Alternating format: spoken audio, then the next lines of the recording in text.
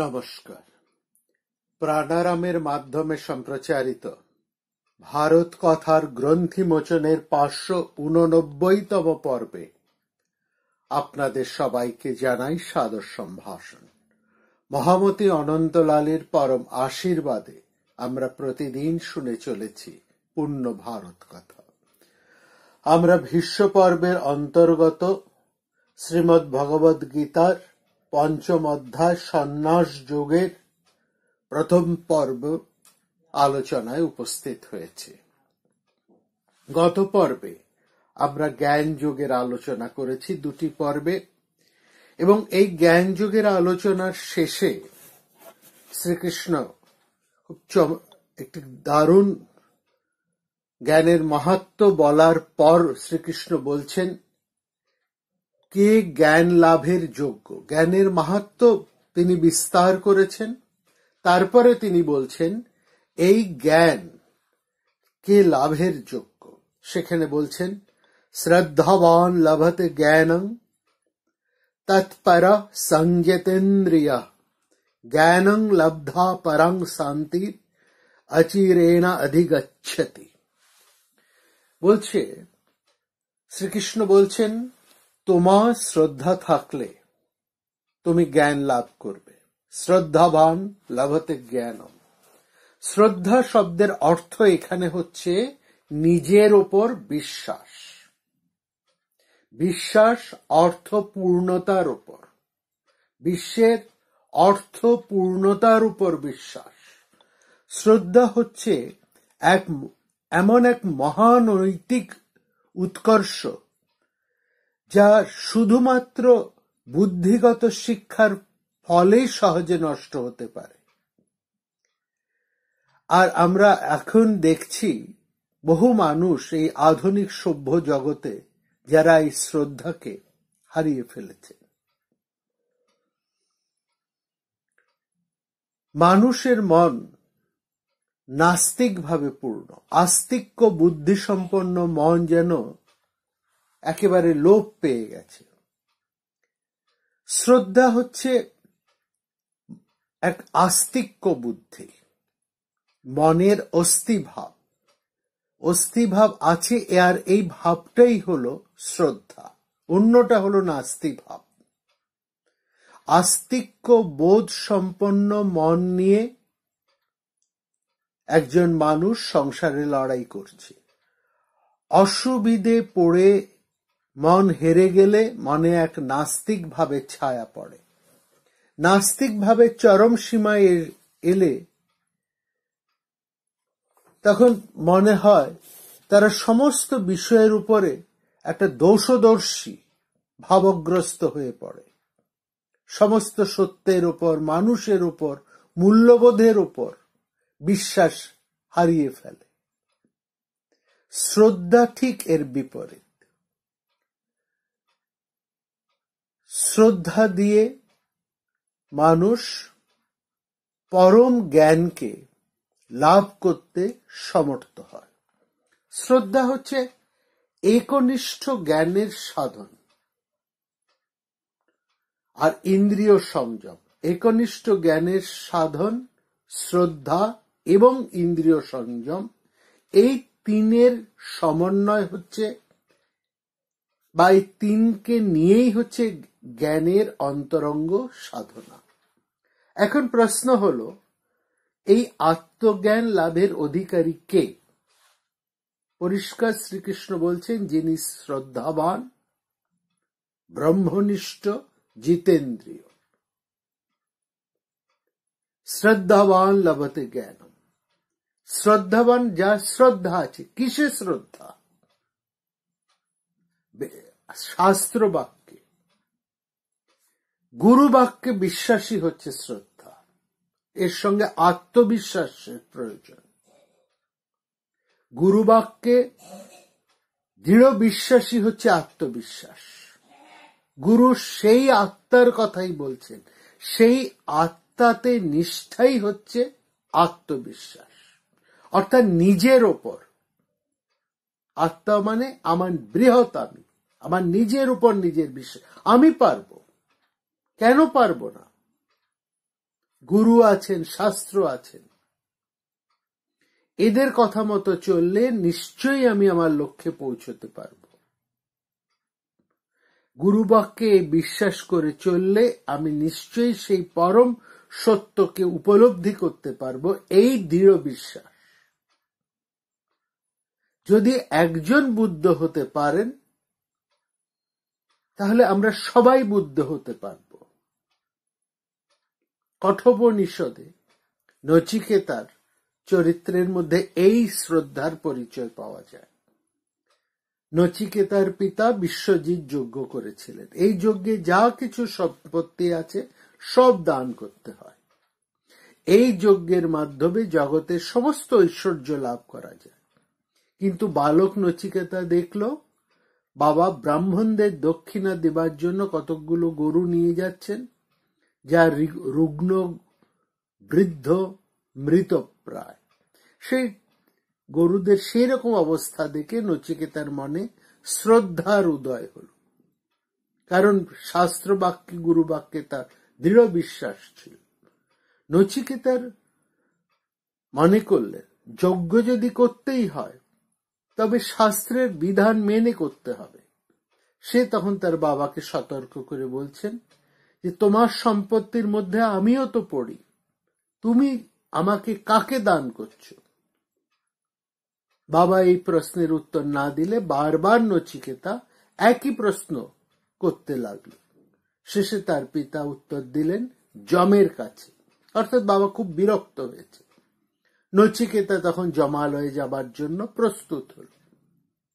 বাবার কথায় নচিকেতা খুবই দুঃখ পেল। আবার তার একই সঙ্গে তার মধ্যে আত্মবিশ্বাসও জেগে উঠল। সে তখন ভাবতে লাগলো অনেকের মধ্যে কোনো কোনো বিষয়ে আমি প্রথম, আবার কোনো কোনো বিষয়ে মধ্যম, কিন্তু আমি কখনোই তো অধম নই। তবে কেন বাবা আমাকে যমালয়ে পাঠাচ্ছেন? এই আত্মবিশ্বাসী হলো শ্রদ্ধা। শ্রদ্ধা অর্থাৎ আস্তিক্য বুদ্ধি। সত্য, পবিত্রতা, নিঃস্বার্থপরতার সঙ্গে গুরুবাক্য, শাস্ত্র বাক্য এবং আত্মবিশ্বাসী হলো প্রকৃত শ্রদ্ধা। আবার কেবলমাত্র শ্রদ্ধাবান হলে চলবে না, আত্মাতে মনকে সমাহিত করার জন্য একনিষ্ঠ সাধনা চাই। একেই বলা হচ্ছে তৎপর। শ্রদ্ধা এবং একনিষ্ঠ সাধনা থাকলে শুধু চলবে না, আত্মসংযমের দরকার। সেই জন্য এখানে সংযতেন্দ্রিয়, এই সংযতেন্দ্রিয় শব্দটা ব্যবহার করা হয়েছে। যারা এই সব গুণের অধিকারী তারাই আত্মজ্ঞান লাভ করে। আত্মজ্ঞান লাভ হলে মানুষ অপার আনন্দ, শান্তি অনুভব করে। আত্মার অনুভূতিতে মানে নিজের প্রকৃত পরিচয় লাভ করলে দৈহিক স্তর থেকে আধ্যাত্মিক স্তর পর্যন্ত শান্তি নেমে আসে, একটা অন্তর্দৃষ্টি খুলে যায়। তো এইখানেই বলছেন শ্রীকৃষ্ণ বলছেন তৎপর, তুমি সত্য অনুসন্ধানরত।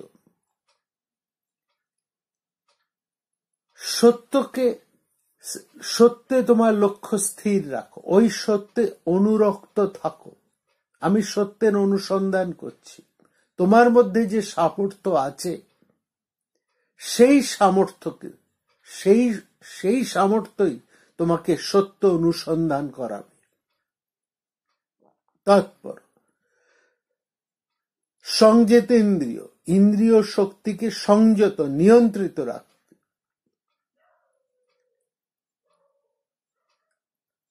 এইটা হচ্ছে ইন্দ্রিয়ের উপর নিয়ন্ত্রণ,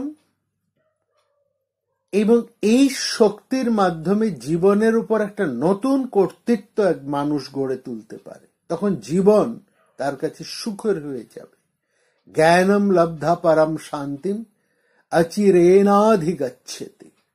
যখন তুমি এই জ্ঞান লাভ করবে অল্প সময়ের মধ্যেই তুমি পরম শান্তির অধিকারী হবে। যে শান্তি উৎসারিত হয় সমস্ত শান্তির কেন্দ্র আত্মা থেকে। এই জন্য উপনিষদে বলা হয়েছে শান্ত অয়ম আত্মা। আত্মা সম্পূর্ণ শান্তির স্বরূপ। এই আত্মা কি বস্তু? না শান্তি, যেখানে সমস্ত রকম মানসিক চাপ সমাহিত হয়, সেটাই হলো আত্মা, এবং এই হলো আমাদের প্রকৃত স্বরূপ বা স্বভাব। এই চমৎকার এইখানে বলেছেন যে কে এই জ্ঞানের অধিকারী, আর যারা আত্মজ্ঞানের অধিকারী হতে পারে না তারা নষ্ট হয়ে যায়। অজ্ঞ অশ্রদ্ধ ধান যা সংশয়াত্মা বিনশ্যতি। যারা জ্ঞানহীন, নির্বোধ, শ্রদ্ধাহীন, সন্দিগ্ধ চিত্ত, তারা বিনাশপ্রাপ্ত হয়। সংশয় আত্মার এই লোকেও সুখ নেই, পরলোকেও সুখ নেই। সুতরাং আত্মবিশ্বাস না থাকলে কোনো মানুষের কোনো ইচ্ছাই বাস্তবায়িত হয় না, ফলে সে সবসময় অশান্তিতে দিন কাটাতে থাকে। তো এইখানে বলছেন যে কি করবে, সেখানে বলেছেন যোগ সংন্যস্ত কর্মান, নিষ্কাম ভাবে কাজ করো। সমস্ত কর্মফল তুমি ঈশ্বরে অর্পণ করো। কাজ ছাড়া তো আমরা কেউ ক্ষণকাল থাকতে পারি না, আবার কাজ করলে কাজের ফল অবশ্যম্ভাবী। সেই জন্য শ্রীকৃষ্ণ বলছেন কাজ করো, কিন্তু নিজের স্বার্থের জন্য নয়, ঈশ্বরার্থম লোকহিতার্থম, ঈশ্বরের জন্য, লোককল্যাণের জন্য। সে কাজ ভালো হতে পারে, মন্দ হতে পারে, কিন্তু যেহেতু আমি কোনো ফলের আকাঙ্ক্ষা করি না, ভালো হলেও তার, মন্দ হলেও তার, কারণ আমি যেসব কর্ম করি তা ঈশ্বরের উদ্দেশ্য করি। আমার কথা, আমার কাজ, আমার চিন্তা, আমার দেহ মত, এই সবই আমি ঈশ্বরকে নিবেদন করেছি। ভালো মন্দ আমি জানি না। আমি যেমন, তুমি আমাকে সেভাবেই গ্রহণ করো। প্রকৃত ভক্ত এইভাবেই নিজেকে ঈশ্বরের কাছে সমর্পণ করে দেন। কর্মফলের পথে সে কোনো টান অনুভব করে না। এবং সেখানে বলছেন জ্ঞান ছিন্ন সংশয়, আত্মজ্ঞান লাভে এই যে সংশয় মানুষের, এই সংশয় ছিন্ন হয়ে যায়। সেই জন্য বলছেন এই অজ্ঞানতা জনিত হৃদয়স্থ এই সংশয়কে অসির দ্বারা, জ্ঞান রূপ অসি দ্বারা ছেদন করে নিষ্কাম কর্মযোগ অবলম্বন করো, এবং অবলম্বন করে উঠে যুদ্ধ করো। চিত্তৈনং সংশয় যোগম আত্তিষ্ঠ উত্তিষ্ঠ। এই সংশয়কে জ্ঞান রূপ অসি দ্বারা ছেদন করে নিষ্কাম কর্ম অবলম্বন করে যুদ্ধের জন্য প্রস্তুত হও। যুদ্ধের জন্য উত্তিষ্ঠ, আত্তিষ্ঠ অবলম্বন করো, উত্তিষ্ঠ যুদ্ধের জন্য ওঠো। এবার শ্রীকৃষ্ণ আমাদেরকে এই অধ্যায়ে জ্ঞানযোগে আমরা শ্রীকৃষ্ণের মুখে জ্ঞানের প্রশংসা, জ্ঞানকে তিনি শ্রেষ্ঠ করেছেন, আবার নিষ্কাম কর্মযোগে প্রশংসা করে স্বধর্মের অনুষ্ঠান করতে বলছেন।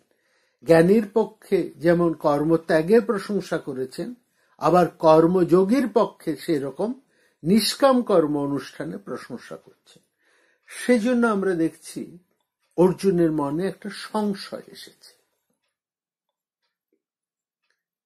কর্মত্যাগ করে জ্ঞানযোগ অনুশীলন করাটা সঠিক, নাকি নিষ্কাম কর্মযোগের অনুষ্ঠান করা উচিত? কোনটা শ্রেয়, কোনটা উপযোগী?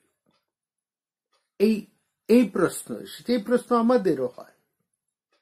সেই জন্য অর্জুন জিজ্ঞেস করছেন কর্মসন্ন্যাস অর্থাৎ কর্মত্যাগ এবং কর্মযোগ এর মধ্যে যেটা শ্রেয় সেটা আমাকে নিশ্চিত করে বলুন।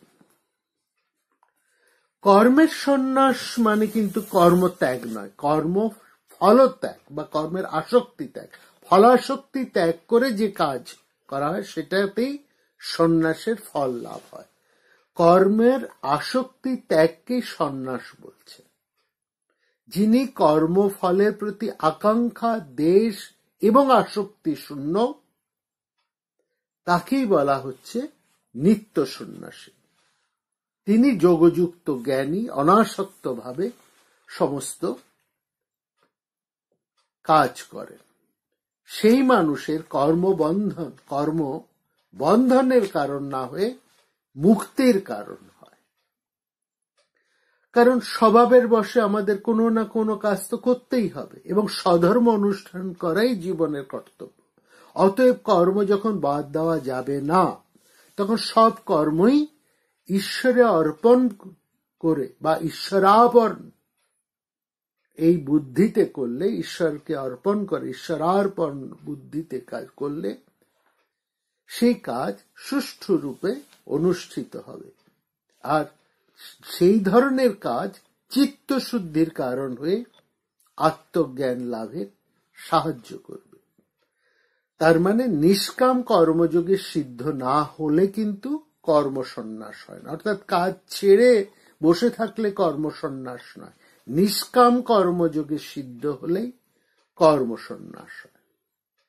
এবং সেখানে আমরা দেখছি শ্রীকৃষ্ণ খুব পরিষ্কার করে বলছেন যে জ্ঞানমার্গের সাধন বা কর্মসন্ন্যাস এবং নিষ্কাম কর্মযোগ সাধনের লক্ষ্য এক, দুইয়ের একই ফল। এই দুই পথের সাধকই ঈশ্বরকে লাভ করে পরম শান্তি লাভ করে। এখানে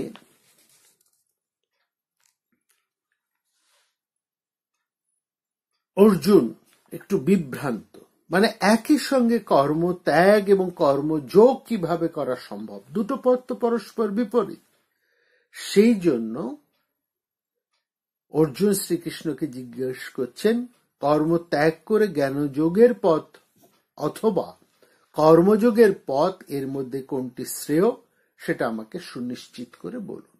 এই হচ্ছে পঞ্চম অধ্যায় সন্ন্যাস যোগ বা ত্যাগ বা সন্ন্যাসের যোগের আরম্ভ। এই প্রশ্নের মধ্যে জ্ঞান না কর্ম, কর্মসন্ন্যাস না নিষ্কাম কর্মযোগ, এর কোনটা সুশ্রেয় সেটা জানতে চাইছি। এখানে একটা প্রশ্ন ওঠে, এই ভগবত গীতার কাজ করা উচিত কিনা, কর্ম করা উচিত কিনা, এই নিয়ে এত আলোচনা কেন? এর উত্তর হচ্ছে, যতদিন শরীর থাকবে ততদিন সবাইকে কোনো না কোনো কাজ তো করতেই হবে, এটা তো স্বতঃসিদ্ধ।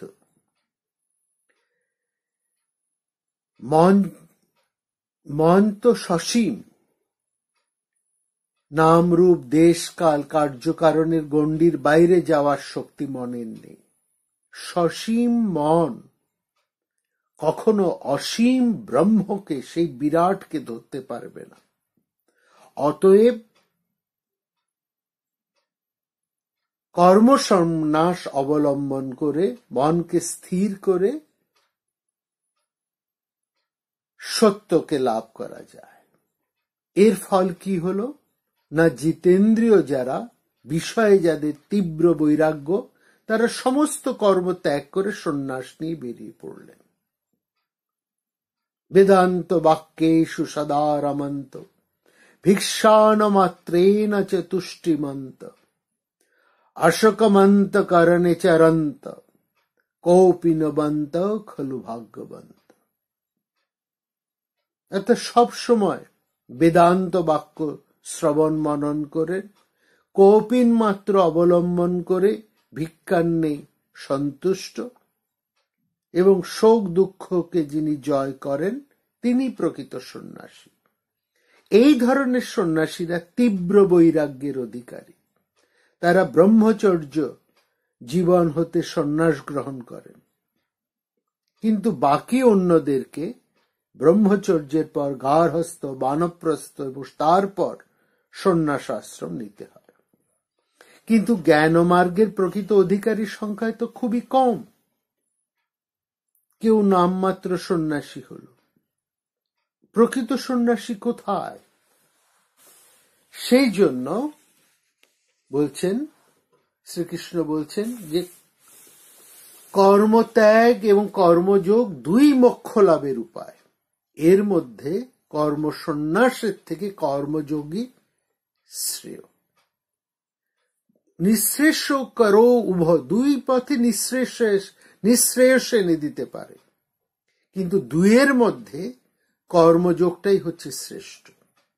অভ্যুদয় আর নিঃশ্রেয়স। অভ্যুদয় মানে জাগতিক উন্নতি, আমার নাম যশ সম্পত্তি প্রতিষ্ঠা, এগুলো হচ্ছে অভ্যুদয়। আর নিঃশ্রেয়স কি না আধ্যাত্মিক উন্নতি। নিঃ মানে না, শ্রেয়স মানে আরো বড়, মানে যার থেকে বড় আর কিছু নেই, সেটাই হচ্ছে নিঃশ্রেয়স, অর্থাৎ মোক্ষ বা আত্মজ্ঞান লাভ। এই আত্মজ্ঞান বা আত্মপরিচয় লাভের থেকে বড় আর কিছু নেই।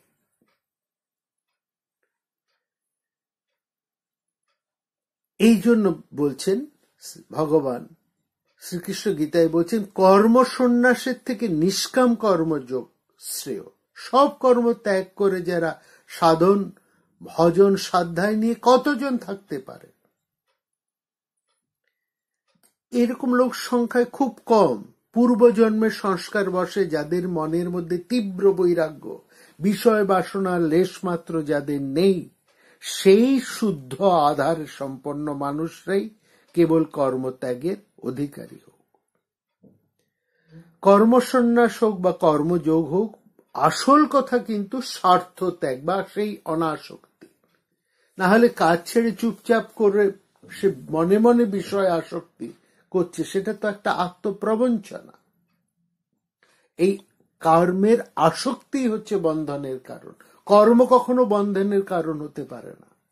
কর্মফলের আকাঙ্ক্ষা ত্যাগই হচ্ছে প্রকৃত ত্যাগ, আর কর্তৃত্বের অভিমান ত্যাগই হচ্ছে ত্যাগ। এই দুটোকে, কর্মফলের আকাঙ্ক্ষা এবং কর্তৃত্বের অভিমান, এই দুটোকে যিনি ত্যাগ করতে পেরেছেন তিনি প্রকৃত সন্ন্যাসী। শুধু কর্মত্যাগ করে যে বসে আছে সে কিন্তু প্রকৃত সন্ন্যাসী নয়। এইটাই হচ্ছে, সেই জন্য বলছেন যে বিবেকানন্দ যেমন বলেছেন শিবজ্ঞানে জীব সেবা। জীব অর্থে না, শিব অর্থে। এখানে সর্ব খালিদং ব্রহ্ম ব্রহ্মময়ং জগৎ জীব ব্রহ্মৈব নাপর। সেই কথারই মূল হচ্ছে জগৎকে ঈশ্বর বুদ্ধিতে গ্রহণ করা। যার পাশে যারা রয়েছে সবাই ঈশ্বরের নানান মূর্তি। সেই বহুরূপী বহু নামধারী ঈশ্বরের জন্য কাজ, অবিরাম কাজ করো, নিজের জন্য না, নিষ্কাম কাজের জন্য। এটাই হচ্ছে আত্মান মোক্ষার্থং জগদ্ধিতায় বা বহুজন সুখায় বহুজন হিতায়। এই বুদ্ধিতে, এই নিষ্কাম কর্মের বুদ্ধিতেই কাজ করতে হবে। এর কথাই শ্রীকৃষ্ণ বারবার বলছেন।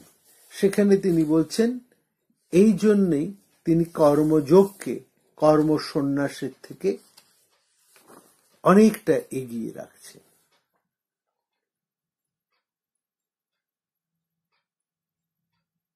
সমগ্র জগৎই হচ্ছে এক অমৃত ব্রহ্ম।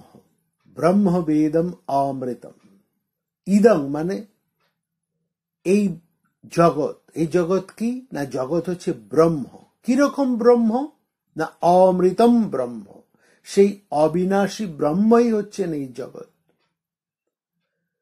পুরস্তাদ ব্রহ্ম, সামনে ব্রহ্ম, পশ্চাৎ ব্রহ্ম, পেছনে ব্রহ্ম, দক্ষিণতশ্চোত্তরেণ, দক্ষিণে এবং উত্তরেও তিনি, অধশ্চর্ধং চ প্রসিতং, ঊর্ধ্ব এবং অধদেশেও বিস্তৃত তিনি। ব্রহ্মই বেদং বিশ্ব ইদং বরিষ্ঠম। এই বিশ্ব সেই পরম দিব্য ব্রহ্ম ছাড়া আর কিছু নয়। সুতরাং সবই যখন ঈশ্বর, সমস্ত কিছুই এই ঈশ্বরকে, এই ব্রহ্মকে প্রতি সমর্পণ করে সেই ব্রহ্মের উদ্দেশ্যে জগৎ কল্যাণের উদ্দেশ্যে কাজ করো, নিজের স্বার্থের জন্য না। এখানে সেই কথাই শ্রীকৃষ্ণ বলছেন, সেই বীরের শিক্ষা দিচ্ছেন তিনি। অর্জুন বীর ছিলেন, শ্রীকৃষ্ণ হচ্ছেন বীরসিংহ। তিনি বলছেন এই দৃষ্টি দিয়ে এইভাবে তুমি কাজ করো, সমস্ত এই সংসারকে ঈশ্বরের দৃষ্টিতে দেখে সমস্ত কাজ তাকেই সমর্পণ করে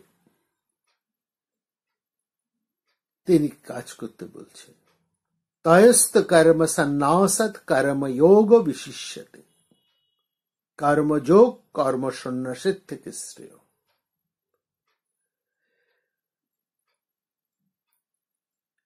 এইটাই হচ্ছে আমাদের আধুনিক যুগেও এই কর্তব্য। সন্ন্যাসের মাধ্যমে কর্মত্যাগ এবং কর্মযোগের ভাবে কর্ম অনুষ্ঠান, দ্বিতীয়টা আরো উৎকৃষ্ট। সেখানে তিনি বলছেন তাকেই নিত্য সন্ন্যাসী বলে জানবে। শ্রীকৃষ্ণ বলছেন তাকেই নিত্য সন্ন্যাসী জানবে যে রাগ দেশ রহিত, যিনি দ্বন্দ্বমুক্ত, তিনি সহজে সংসার বন্ধন থেকে মুক্তি হন। যিনি কাউকে দেশ করেন না, না দেশটি কাউকে দেশ করেন না, কোনো ফলের আকাঙ্ক্ষাও করেন না, না কাঙ্ক্ষতি, তাকে নিত্য সন্ন্যাসী বলেছি। সত্যিকারের সন্ন্যাসীকে যার কোনো কিছুর প্রতি বিশেষ অনুরাগ নেই, আবার কোনো কিছুর প্রতি বিরাগও নেই। অনুরাগ আর বিরাগ একটা থাকলে আরেকটা থাকবে, একটা থাকলে আরেকটা, অনুরাগ থাকলে বিরাগও থাকবে। তিনি সুখেরও আশা করেন না, দুঃখেও বিচলিত করেন না। তিনি সন্ন্যাস গ্রহণ করুন, গেরুয়া পরুন বা না পরুন, তিনি নিত্য সন্ন্যাসী। তিনি জন্ম সন্ন্যাসী, সংসারে আছেন কিন্তু সংসারের আসক্তি ময়লা তাকে স্পর্শ করতে পারে না, কারণ তার মধ্যে সংসার নেই। তিনি সমস্ত কাজ করেন ঈশ্বরের উদ্দেশ্যে। সংসারে থেকেও তিনি প্রকৃত সংসারী। সংসার ছেড়ে সব কাজ ত্যাগ করলেই সন্ন্যাসী হয় না। সংসারে থেকে যিনি কাজের আসক্তি ত্যাগ করে কাজ করতে পারেন, তিনি হচ্ছেন প্রকৃত সন্ন্যাসী। তিনি আবার সমদর্শী, সবার প্রতি তার ভালোবাসা, কারো প্রতি বেশি কারো প্রতি কম এরকম না, সমান ভালোবাসা। আমাদের যেমন একজনকে বেশি ভালো লাগে, আরেকজনকে সহ্য করতে পারি না। কেন একজনকে বেশি ভালো লাগে আর কেন একজনকে সহ্য করতে পারি না, সেটার কোনো হয়তো নির্দিষ্ট কারণ নেই। কিন্তু যিনি নিত্য সন্ন্যাসী, তিনি সবার মধ্যে সেই ঈশ্বরকে, সেই পরম ব্রহ্মকে, তার প্রিয়তমকে তিনি অবলোকন করেন। সবাই তার আপনজন। এইটা হচ্ছে শাস্ত্রের বড় কথা। সবার প্রতি সমান ভালোবাসা, সমদর্শিতা। সুখং বন্ধাৎ প্রমুচ্যতে, নির্দ্বন্দ্ব হি মহাবাহ। তিনি নির্দ্বন্দ্ব, তার মধ্যে কোনো দ্বন্দ্ব নেই। এই আমার বন্ধু, এই আমার শত্রু, এই বোধ নেই। ভালো মন্দ, সুখ দুঃখ, নিন্দা স্তুতি, শীত উষ্ণ, এই দুই ভাব নেই। তিনি সদা প্রসন্ন। এত খুশি, এত প্রসন্ন কিসের জন্য? কারণ তার মধ্যে একটা কৈবল্য আছে। কৈবল্য মানে কেবল আমি আছি, আর কেউ নেই, স্বয়ং সম্পূর্ণ, কারো উপর আমি নির্ভর করি না। এত আনন্দ আমাতেই, আমি আনন্দে ভরপুর। এই আনন্দ স্বভাব সিদ্ধ, নিত্য।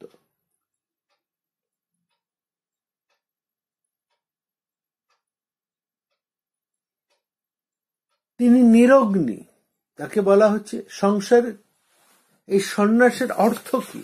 এই যে সন্ন্যাস কথা বলা হচ্ছে, নিত্য সন্ন্যাসী, কি অপূর্ব একটা অভিব্যক্তি। সন্ন্যাস অত্যন্ত মহৎ। ভারতবর্ষের সবাই সন্ন্যাসের প্রশংসা করে, কিন্তু সন্ন্যাসের অর্থ কি?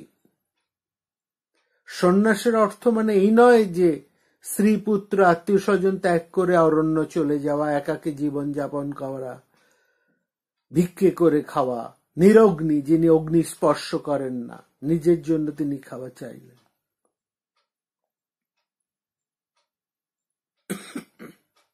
নিজে কোনো তার সঞ্চয় নেই, তিনি মাধুকরী বৃত্তি করে। মৌমাছি যেমন মধু সঞ্চয় করতে করতে নানা ফুলে বসে, একটা ফুলকে বেশি বিরক্ত করে না, তেমনি সন্ন্যাসী ভিক্ষে করবেন অনেক বাড়িতে ঘুরে ঘুরে, একটা বাড়ি থেকে নয়, যাতে একজনের উপর বেশি চাপ না পড়ে। কিন্তু সবাই তো সন্ন্যাসী হতে পারে না। সেখানে বলছেন যে এই সন্ন্যাসী না, সন্ন্যাসী হতে হবে মনটাকে, যে মনোভাবটিকে সন্ন্যাসের মনোভাব হিসাবে গড়ে তুলতে হবে। মনকে মুক্ত করতে হবে। সুখং বন্ধাৎ প্রমুচ্যতে, সহজে সেই বন্ধন থেকে মনকে মুক্ত হবে।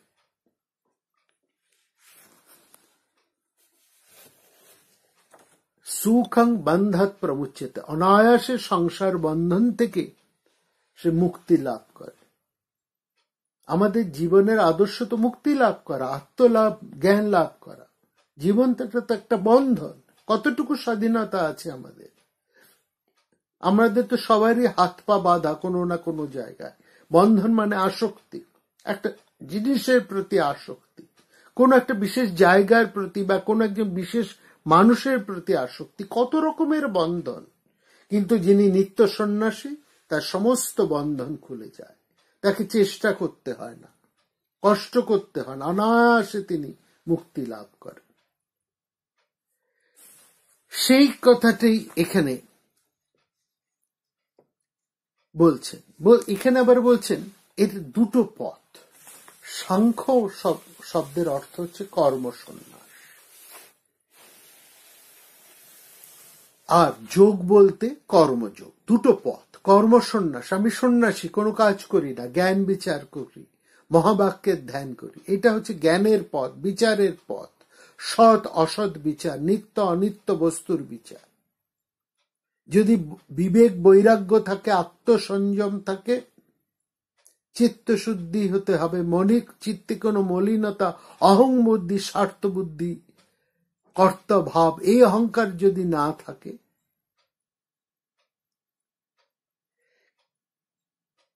তা না হলে সন্ন্যাসে কোনো লাভ নেই। ওতে মন বহির্মুখী হয়, ঈশ্বর চিন্তা হয় না। আর কর্মযোগ কি? কর্মের মাধ্যমে ঈশ্বরের সাথে যোগ। কিরকম কর্ম? না নিঃস্বার্থ কর্ম, নিষ্কাম কর্ম। এটাই হচ্ছে গীতার মূল বক্তব্য। এটাই শ্রীকৃষ্ণের বক্তব্য, শুধু অর্জুনকে নয়, সমগ্র মানব জাতিকে উদ্দেশ্য করে অর্জুনের মাধ্যমে শ্রীকৃষ্ণ বলছেন নিষ্কাম কর্ম করো, নিঃস্বার্থ কর্ম করো, লোক কল্যাণ করো।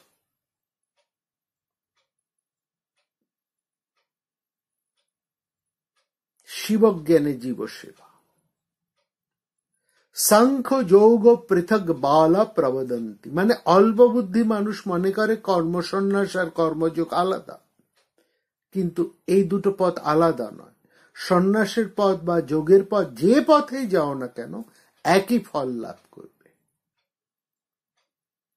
জ্ঞানযোগী সন্ন্যাসীরা যে মোক্ষ পদ লাভ করেন, নিষ্কাম কর্মযোগীও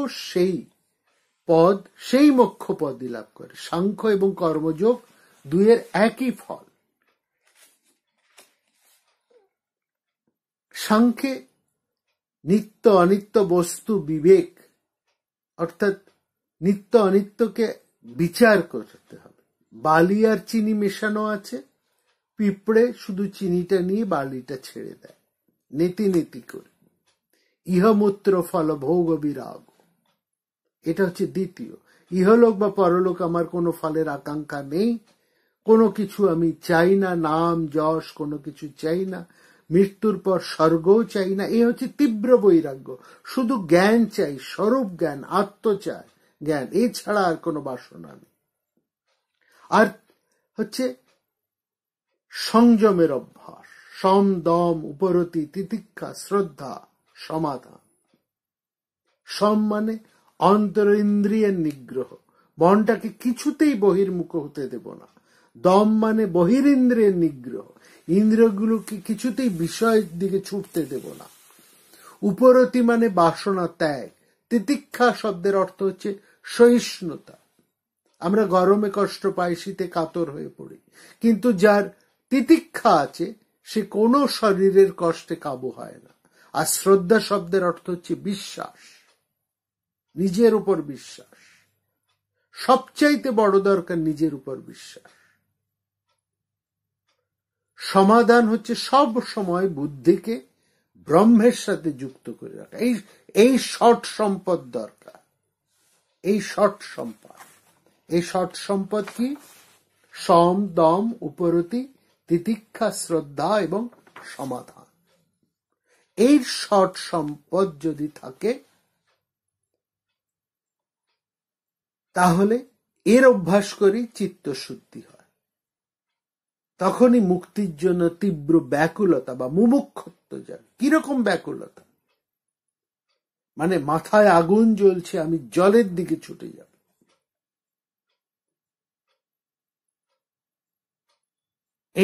এইরকম একটা ব্যাকুলতা যায়। সেই জন্য বলছেন যপশ্যতি সপশ্যতি, যিনি বুদ্ধিমান বিচারশীল তিনি জানেন এই আত্মশুদ্ধি এবং আত্মজ্ঞান লাভের পথে তিনি যেতে পারেন।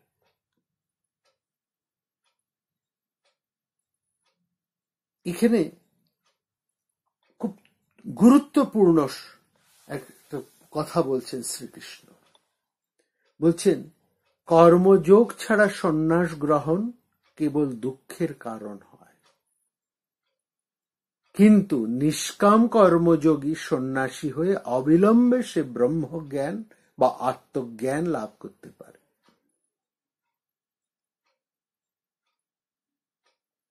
এখানে প্রশ্ন ওঠে যে সাংখ্য আর কর্মযোগ দুয়ের যখন একই লক্ষ্য, তখন সরাসরি সন্ন্যাস নিয়ে জ্ঞান মার্গ অবলম্বন করাটাই তো বুদ্ধিমানের কাজ। কর্মের তো কত রকমের ঝকমারি।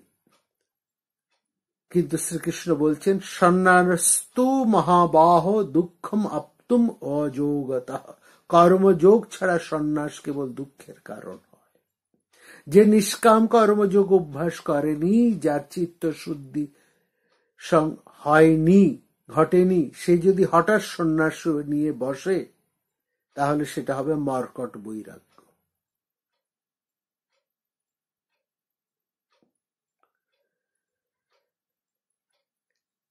স্কন্দ পুরাণের কাশীখণ্ডে সন্ন্যাসীর নিয়ম বলছে ধ্যানং শৌচং তথা ভিক্ষা নিত্যমেকান্ত শীতলতা যত্যশ্চত্বারি কর্মাণি নোপপদ্যতে।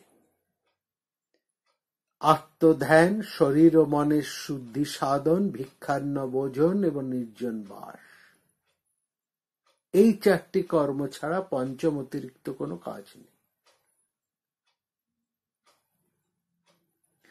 কিন্তু কেউ যদি নিষ্কাম কর্ম করে তাহলে তার চিত্ত শুদ্ধ দ্রুত হয়, মনের বিক্ষোভগুলো শান্ত হয়ে আসে, মনটাকে একেবারে গড়ে নেওয়া যায়, সংযত হয়ে আসে নিষ্কাম কর্মের মধ্যে দিয়ে।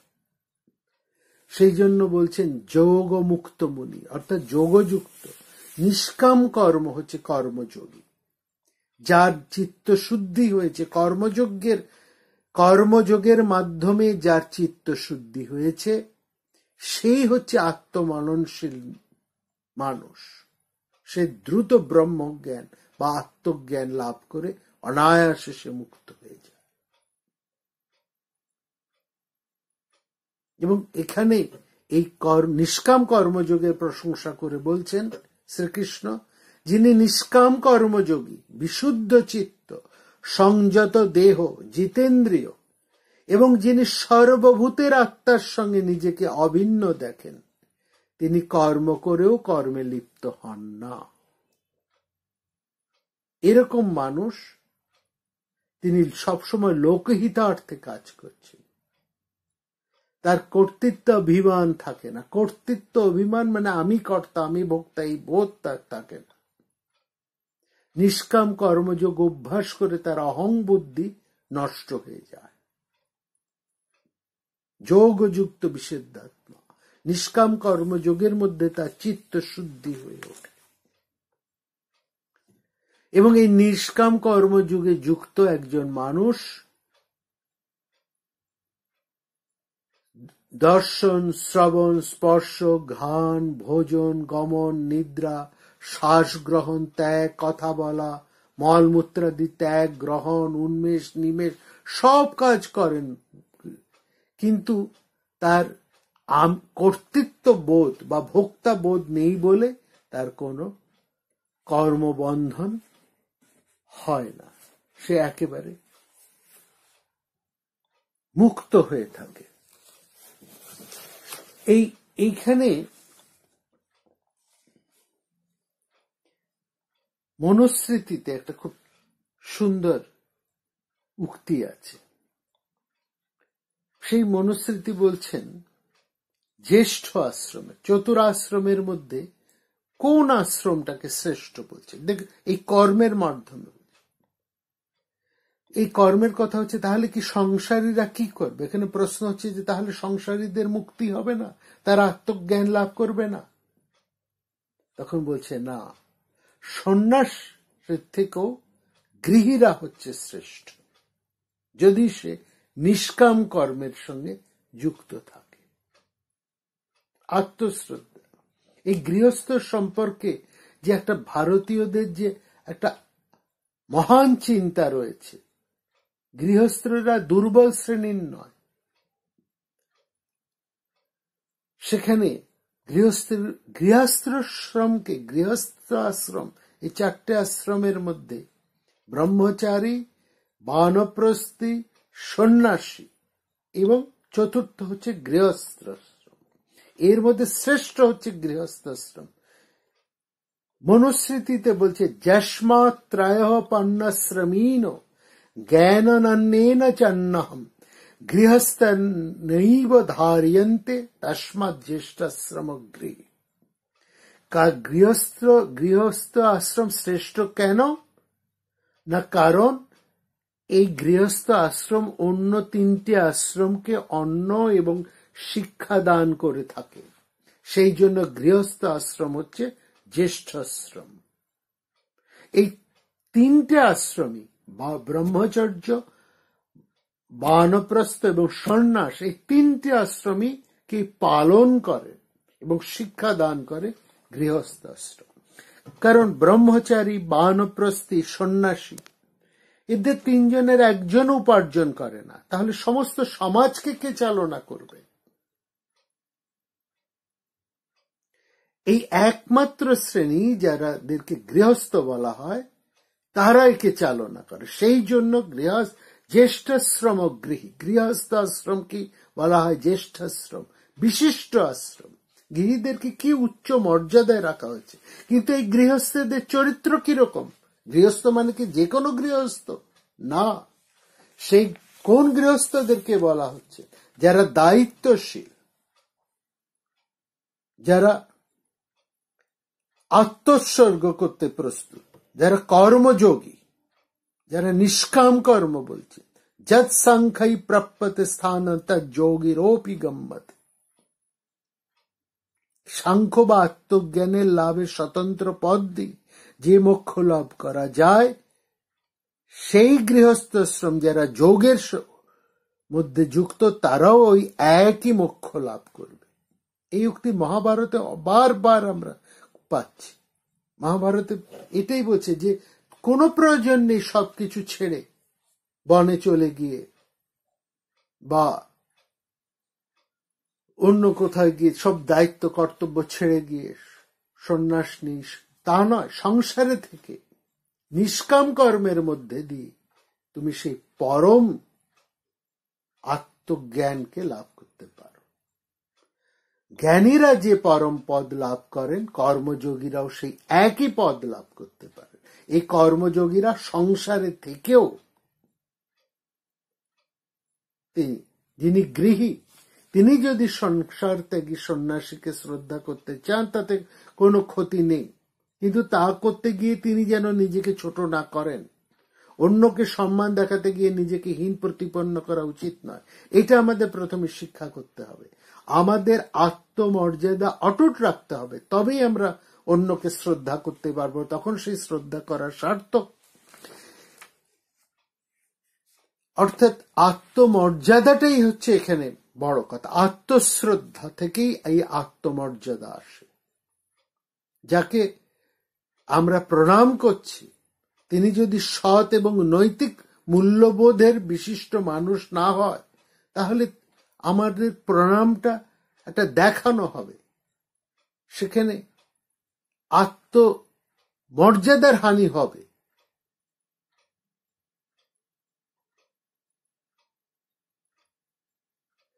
আত্মশ্রদ্ধার অধিকারী হচ্ছে আসল জিনিস। এইখানেই কর্মযোগীর প্রশংসা করছে।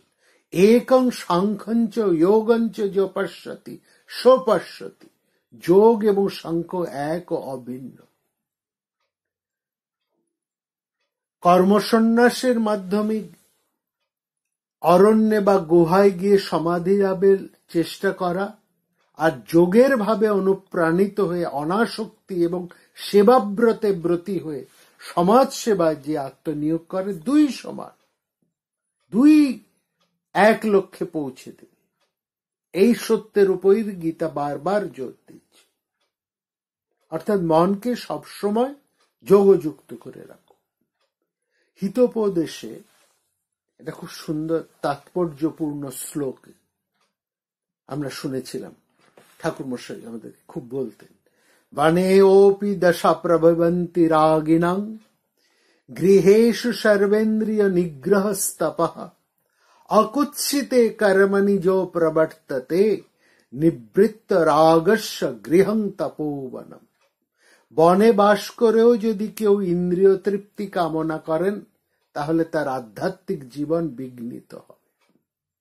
ইন্দ্রিয় গ্রাহ্য ভোগ সুখের প্রতি আসক্ত মানুষ অরণ্যে গিয়ে ধ্যানের জীবন কাটাতে গেলেও সে বিভিন্ন সমস্যার সম্মুখীন হবে। কিন্তু গৃহেষু সর্বেন্দ্রিয় নিগ্রহস্তপ, কিন্তু ইন্দ্রিয় সংযত করে গৃহে থাকাই হচ্ছে শ্রেষ্ঠ তপস্যা। তারপরে কি বলছে? অকুৎসিতে কর্মণি যো প্রবর্ততে নিবৃত্ত রাগস্য গৃহং তপোবনম। এটা একটা খুব সুন্দর কথা।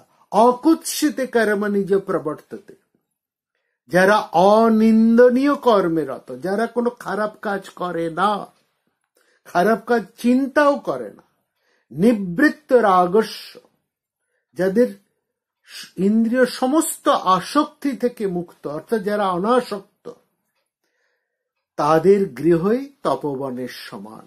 গৃহ তপোবনম, তাদের গৃহই তপবন হয়ে যায়। কোথায় আমি বাস করছি সেটা বড় গুরুত্বপূর্ণ নয়, কিভাবে আমার মনকে আমি শিক্ষিত করে তুলেছি, কিভাবে তাকে গঠন করছি, গীতা জোর দিচ্ছে তার উপরে। অর্থাৎ এটা আমি গৃহও করতে পারি, বনেও করতে পারি। আসলে মনকে সংযত করাটাই হচ্ছে আসল জিনিস।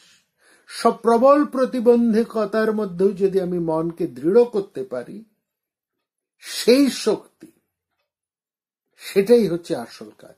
মন যদি কোনো কিছুর দ্বারা বিক্ষিপ্ত না হয়, তাহলে সেই অবস্থাতেই সেই মন যেখানেই থাকুক, সেখানে সে সেই পরম সত্যকে লাভ করবে। এই অনাসক্ত শ্রীকৃষ্ণ এখানে এই অনাসক্ত সংগ্রামের উপরে বারবার জোর দিচ্ছে, কারণ এইভাবেই আধ্যাত্মিকতার শিখরে ওঠা প্রত্যেক মানুষের পক্ষেই সম্ভব। শুধু দরকার প্রতিদিনের কর্মজীবনে এই বিশেষ তত্ত্বটাকে মনে করে চলা, প্রতিদিনের কর্ম ও সুখ স্বাচ্ছন্দ্যের মধ্যে হারিয়ে না গিয়ে মনকে সংযত করে উচ্চ থেকে উচ্চতর স্তরে তোলার সাধনাই হচ্ছে প্রতিদিনের সাধনা, প্রতিদিনের তপস্যা। অর্থাৎ ইন্দ্রিয় স্তরে, দেহের স্তরে যেন আমরা কখনোই আবদ্ধ না হয়ে থাকি, এই আবদ্ধ হয়ে থাকাটাই হচ্ছে পশুর জীবন। জীবনের এই স্তরকে অতিক্রম করবার ক্ষমতা একমাত্র মানুষের আছে। সুতরাং এগিয়ে চলো, এক জায়গায় থেমে থেকো না। এটাই হচ্ছে গীতার শ্রীকৃষ্ণের চরম বার্তা। প্রতিদিনের জীবনের তোমাকে অর্থ উপার্জন করতে হবে, সংসার প্রতিপালন করতে হবে, তোমার যা কিছু কর্তব্য কর্ম আছে সব কিছুকে তোমাকে পালন করতে হবে, ফাঁকি দিয়ে নয়। কোনোভাবেই আমাদের শাস্ত্র কখনোই ফাঁকি, কর্তব্যকে এড়িয়ে কাজ না করে একে কখনোই স্বীকার করে না, একে কখনোই গুরুত্ব দেয় না। আমরা সবাই মহৎ, সবাই ভালো, কিন্তু বদ্ধ না হব। বদ্ধ জীবন হচ্ছে সংসার। সংসারী হবেন না মানে বদ্ধ হবে না। সংসারী হবেন না মানে এই নয় যে তুমি কর্তব্য পালন করে তোমার যাদের দায়ভার তোমার উপরে আছে তাদের দায়ভার স্বীকার করবে না, যাদের প্রতি তোমার কর্তব্য আছে তাদের প্রতি কর্তব্য করবে না, তা নয়। বদ্ধ হবে না। সংসারে আছো কি বনে আছো ওটা বড় কথা নয়। কঠোর সংগ্রাম করছো, কিন্তু সেই সঙ্গে ক্রমশ উন্নত হচ্ছ তো। এই ধীরে ধীরে উৎকর্ষের স্তরগুলোতে অগ্রসর হচ্ছে তো। ইন্দ্রিয় সীমার ঊর্ধ্বে, সংসারের পারে, ইন্দ্রিয় গ্রাহ্য বদ্ধ জীবনের পারে চলছ তো। এইটাই হচ্ছে আসল জিনিস। যদি সেটা করি তখনই আমরা আমাদের যে স্বরূপ এবং আমাদের মধ্যে যে প্রচন্ড সম্ভাবনা রয়েছে সেটা আমরা উপলব্ধি করতে পারব। সেখানে উপলব্ধি করতে পারব যে ঈশ্বর বাইরে কোথাও নয়, আমার নিজের মধ্যেই, আমার অন্তরের মধ্যে তিনি চলছেন। এই উন্নতির সম্পূর্ণ প্রক্রিয়াটাকেই বলা হচ্ছে তপস বা তপস্যা। গার্হস্থ্য জীবনেও এই তপস্যা সম্ভব। এর জন্য কখনোই শুষ্ক তপস্বী হতে হবে না। দৈনন্দিন জীবনকে এমন ভাবে উপভোগ করতে পারবেন, অবশ্যই আনন্দে থাকবেন, হাসি গান সমাজের প্রতিটি কাজের সাথে যুক্ত থাকতে পারবেন। এর স্তরে কিন্তু আবদ্ধ নন, অর্থাৎ সব রকম কাজের মধ্যেই আছেন কিন্তু কোনো কাজের সঙ্গে জড়িয়ে নয়। শুষ্ক জ্ঞানী হওয়ার নয়। নিরস নিরানন্দ গম্ভীর জীবন, গোমড়া জীবন মধ্যে কোনো তপশ্চর্যার স্থান নেই। শুষ্ক তপস্বী হবে না। এখানে বলছে নিরুদ্যম নিশ্চেষ্ট হয়ে থাকতে নেই, উন্নতির শিখর জয় করতেই হবে। এটাই হচ্ছে উত্তিষ্ঠিত জাগ্রত প্রাপ্য বরান্নিবতত। এই লক্ষ্যটি হচ্ছে আত্মার যথার্থ অনুভূতি। ঠিক এই কথাই বলা হচ্ছে গীতাতে বলবে এই কথাই, অবিভক্তং চ ভূতেষু বিভক্তম ইব চ স্থিতম।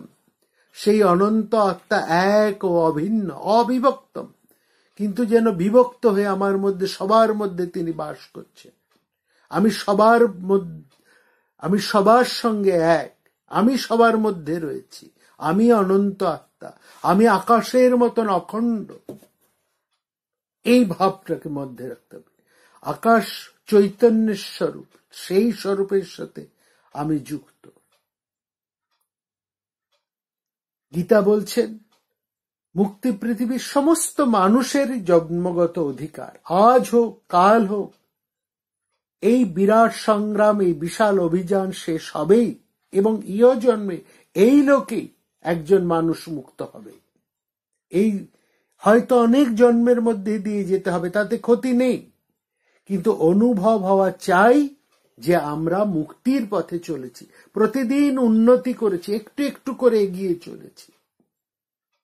এই জন্ম মৃত্যু হচ্ছে কিছু জ্যোতিচিহ্ন মাত্র। বাক্য রচনার মধ্যে যেমন আমরা কমা সেমিকলন দিই, সেই রকম এই হচ্ছে মুখ্য পূর্ণ আধ্যাত্মিক মুক্তি। যতক্ষণ না হচ্ছে সেই যাত্রা আমাদের চলতেই থাকবে এবং আনন্দের মধ্যে দিয়ে আমরা চলব। সমস্ত কর্মের মধ্যে দিয়ে সেই আনন্দকে উপলব্ধি করতে করতেই আমরা চলব। এই হচ্ছে কর্মসন্ন্যাসের মুখ্য গুণ। আজ এই অবধি। আগামীকাল পরের পর্বে আমরা আবার এই কর্মসন্ন্যাসের আরো অপূর্ব কথাগুলো নিয়ে পরপর আলোচনা করব।